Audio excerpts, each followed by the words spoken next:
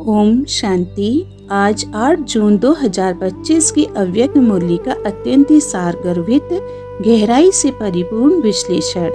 इस मुरली के माध्यम से बाप दादा का मुख्य उद्देश्य है ब्राह्मण आत्माओं को मेहनत से मुक्ति और प्रेम युक्त योग की ओर अग्रसर करना। बाप दादा बच्चों से आग्रह करते हैं कि अब ज्ञान और योग का जीवन सुखद, स्नेही, सहज और संपन्न हो, जिसमें रूहानी स्नेह और सम्मान की शक्ति से मेहनत का स्थान समाप्त हो। मुरली विश्लेषण। पहला, सम्मानधारी की परिभाषा और शक्ति। बाबा कहते हैं, बाप ने बच्चों को अपने से भी ऊंचा सम्मान दिया है। मुख्य बिंदु है, सम्मानधारी आत्मा दूसरों को गिरने से बचाती है, उन्हें सिर का ताज देती है। सम्मान देना अर्थात देह अभिमान को मिटाना। जो जितना सम्मानधारी वह उतना ही निर्माण और सर्व का स्नेही होता है। गहराई। सम्मान साधारण स्मृति नहीं बल्कि स्थिति है जिसमें आत्मा खुद को बाप समान अनुभव करती है, शक्तिशाली, पुण्यशाली और कल्याणकारी। विशेष पुरुषार्थ बिंदु। हर आत्मा में विशेषता देखना सीखो। स्वयं को सिर्फ आत्मा नहीं बल्कि विशेष कार्य के लिए चयनित हुई श्रेष्ठ आत्मा समझो। दूसरा, दिल का स्नेह योग को सहज बनाता है। बाबा कहते हैं, अगर स्नेह है तो मेहनत नहीं करनी पड़ती, अगर स्नेह नहीं है तो ज्ञान में भी प्रश्न उठते हैं, क्यों, क्या। मुख्य बिंदु। स्नेह अर्थात योग में लवलीनता। स्नेही आत्मा सतह याद में रहती है। ज्ञान बिना स्नेह के सूखा बन जाता है, जबकि ज्ञान प्लस स्नेह इक्वल टू अनुभूति। गहराई। सच्चा स्नेह देही आत्मा से होता है, न व्यक्ति के रूप, संस्कार, स्थिति या साधन से। यदि स्नेह किसी बाहरी कारण से है तो वह लगाव बन जाता है। विशेष पुरुषार्थ बिंदु। रोज अमृत वेले यह चेकिंग करो, मैं दिल का स्नेही हूँ या सिर्फ बुद्धि से जानकार। स्नेह की गहराई से भिन्न आत्माओं को भी सहज अपनापन देना। तीसरा, सफल करो, सफल बनो, आत्मा की कर्म सिद्धि होती है। बाबा कहते हैं, बाप दादा सिर्फ एक शब्द चाहता है, सफल करो और सफल बनो। मुख्य बिंदु। हर शक्ति, संकल्प, संसाधन को सफल बनाना है। क्षमा और शिक्षा साथ हो, पहले मर्सीफुल बनो फिर शिक्षक। गहराई।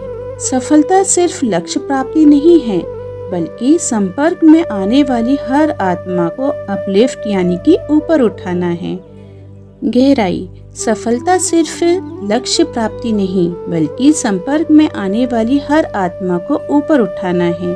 सदा कल्याण की भावना रखना, यही सफलता मूर्त की पहचान है। विशेष पुरुषार्थ बिंदु। हर दिन आत्मचिंतन। आज मैंने किस आत्मा को ऊपर उठाया। प्रभाव से नहीं, प्रेम से परिवर्तन कराना। चौथा, मेहनत मुक्त रूहानी जीवन। बाबा कहते हैं, बाप दादा को बच्चों की मेहनत अच्छी नहीं लगती, अब मौज में चलो। मुख्य बिंदु।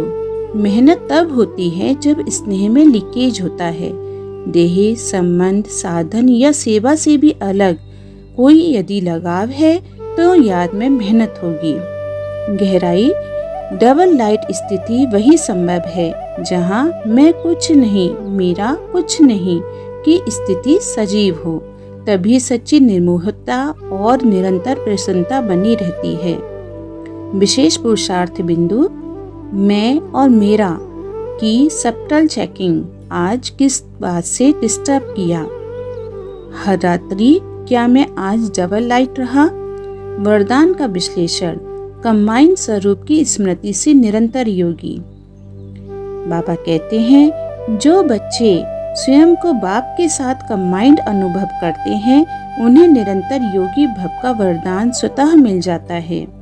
गहराई। कंबाइंड अनुभव केवल विजुअलाइजेशन नहीं बल्कि हर कर्म, संकल्प, भाव में बाबा को अपने साथ अनुभव करना। इससे आत्मा अभूल बनती है, माया उसे छू नहीं सकती। पुरुषार्थ बिंदु। दिन में बार बार सेल्फ टॉक करना, मैं अकेला नहीं, बाप मेरे साथ है। कार्य के पहले बाबा के कंबाइंड रूप से वह कर्म करो। अंतिम निष्कर्ष, मुरली का सार एक पंक्ति में।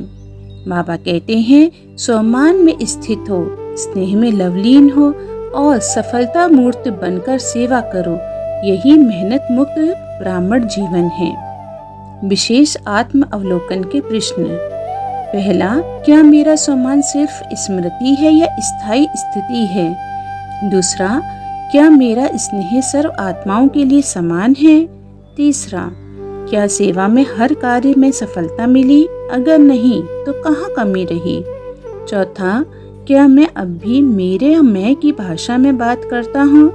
पांचवा, क्या मैं रोज अपने वायदे को रिवाइज करता हूँ? अच्छा, ओम शांति।